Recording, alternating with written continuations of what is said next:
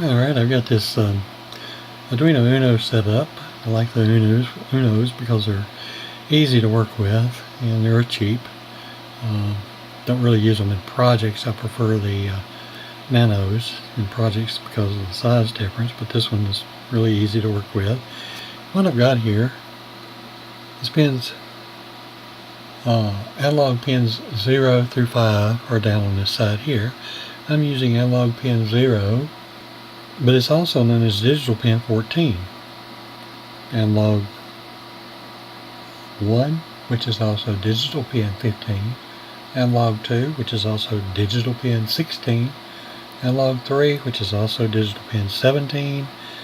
And analog 4, which is also digital pin 18. Now, I'm not using 19 because I'm only using the first 5. Well, I've got these. How I've got these connected is through here to these resistors to these five LEDs. Okay. Now, what I've done is I've created a program because I want these LEDs to be random blinkers, to blink at a random rate that I can define, rather than buy a blinking LED at a fixed rate. I want these to be customizable, so I'm just using the Uno to do that. So right now I've got my hot side disconnected, so if I take my hot side and connect it in,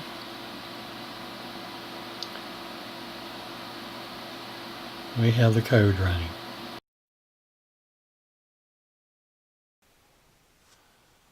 Okay, good evening. This is a brief program that I've done and for the Arduino Uno.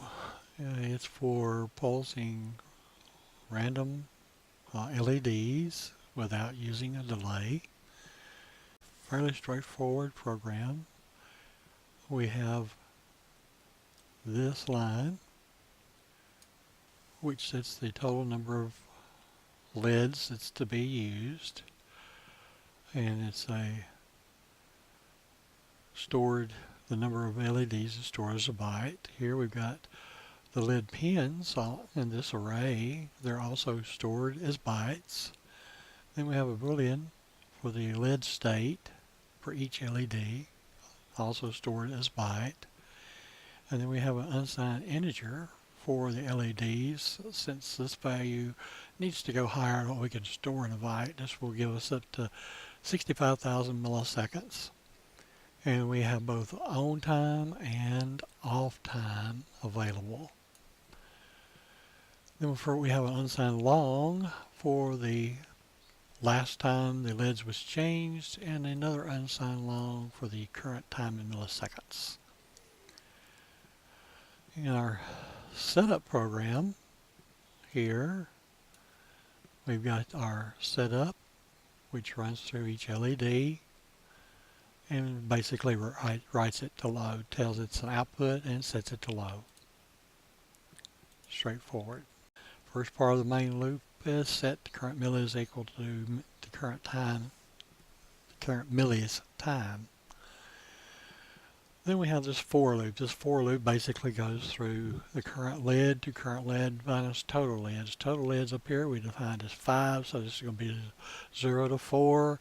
When it reaches to 5, it's going to increment or start back over to 0, so it's going to be 0 through 4, looping through all 5 LEDs, with 0 being the first one, 4 being the last one.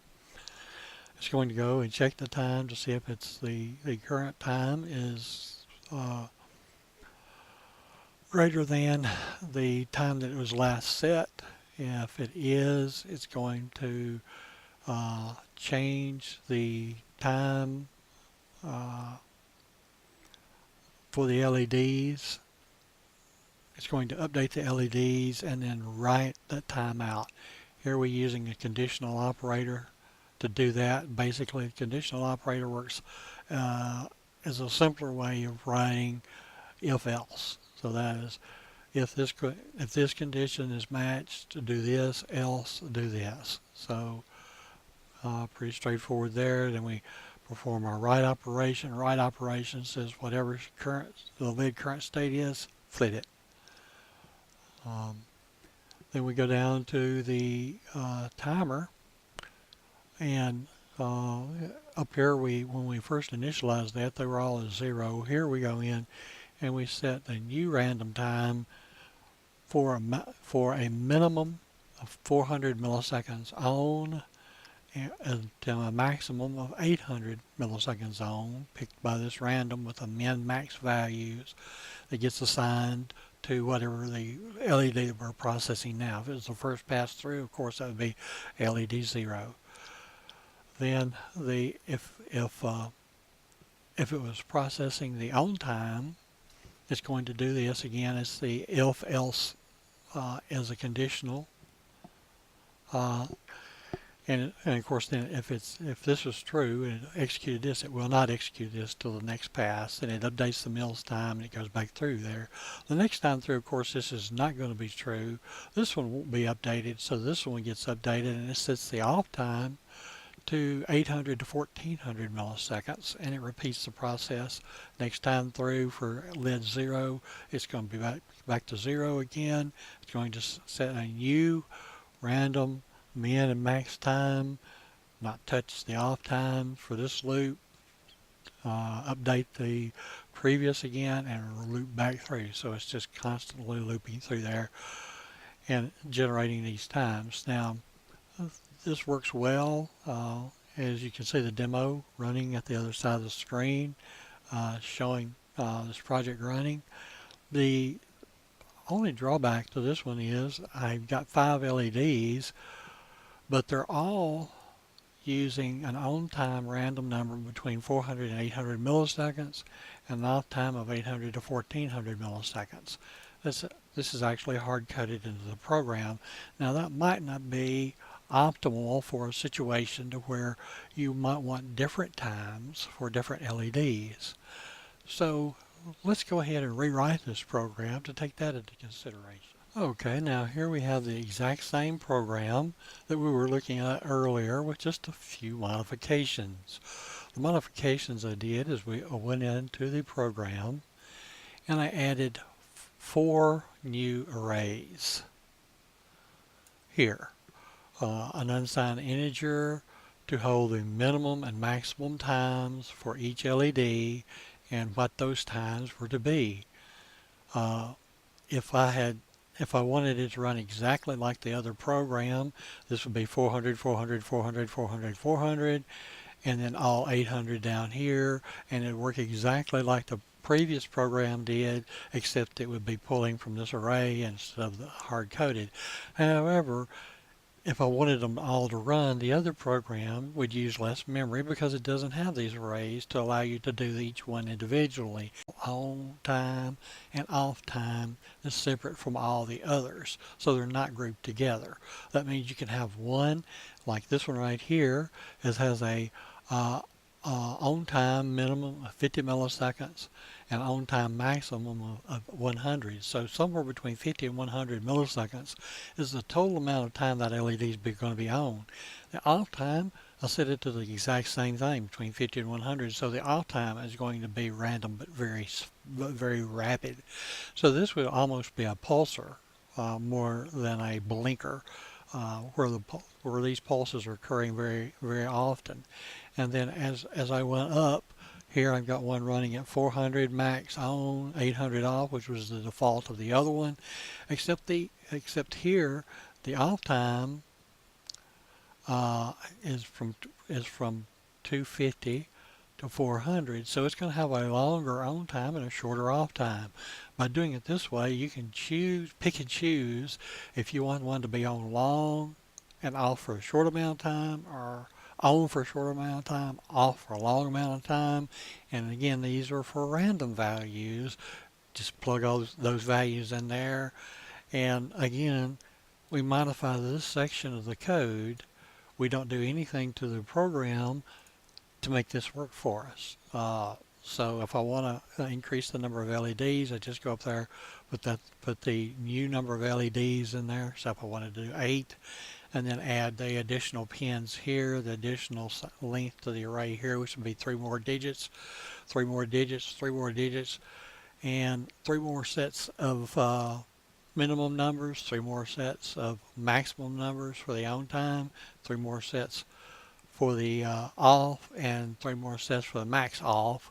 And in the previous, we're going to have to increase that also, add 3 more sets to the 5 to give us a total of 8 if we had changed that to an 8, where everything matches. Once everything matches, this should compile.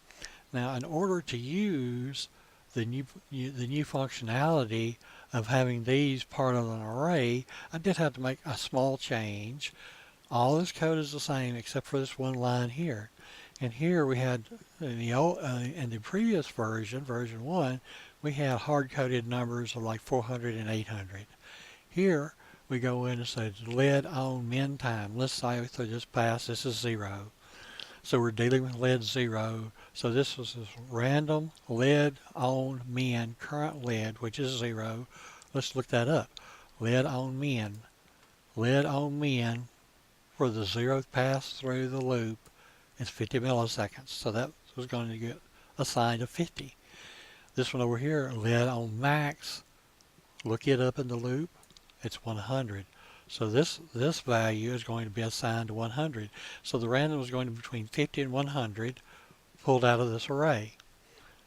Then when we do the off side of it, it's going to do exactly the same. Lead off is lead off min time, which is going to be, in this case, 50. Gets stuck in there. And the max time is 100. From up here, we'll get stuck in there, and we'll do another random between 50 and 100. If it was, let's say it was for the last lead, the fourth lead 4 on the pass through. Lead 4 is going to be concerning pin 18. We see that the on minimum time for pin 18 is 1200 milliseconds. That's 1.2 seconds. The maximum is 2.4 seconds, or 2400 milliseconds. And then the off time is 850 and 1200 milliseconds respectively. So here, on where this is lead 4, the on lead min time here is going to get 1200 plugged in, and the on lead max time for lead 4 is going to get 2400 plugged in, and it's going to be a random of 12 to 2400 and return that as the new interval time for the on time for lead 4, since that's the lead that changed. Okay, again up here, if lead 4 didn't change, this doesn't get set, this doesn't get executed, and whatever time it was set to previously, it's going to just skip it until it gets to the point that it needs to change. So let's go with the off time. It's going to be exactly the same way. We've got lead off, current lead equals random, lead off minimum. If it's lead 4, it's going to be 850 milliseconds. And then for the maximum value, it's going to be 1200 milliseconds. This is going to pick a new value somewhere between 850 and 1200 and get stuck into lead 4 as the new off time for this pass through the loop. And again, this won't get touched until this timer hits up here and sees it's time to do an update. When it does the update, depending on whether it was doing the high side or the low side, it will assign a new time to the other side of the LED, so it's random each time through the loop, and it just continues to loop. Again, it's just basically exactly like the Blinker 1 program was, with the exception is of having these arrays and simply pulling these values out of the arrays, sticking them in where it had the consonants in, to where you can selectively enable how much time you want, minimum maximum values for each lead that you want to have as a blinker. Modifications is done here, doesn't have to touch the body of the code. Okay, I hope this is something that people can use. Feel free to copy, distribute, and share this as you will. It's released to the public domain, and if you can use it, enjoy. Thanks.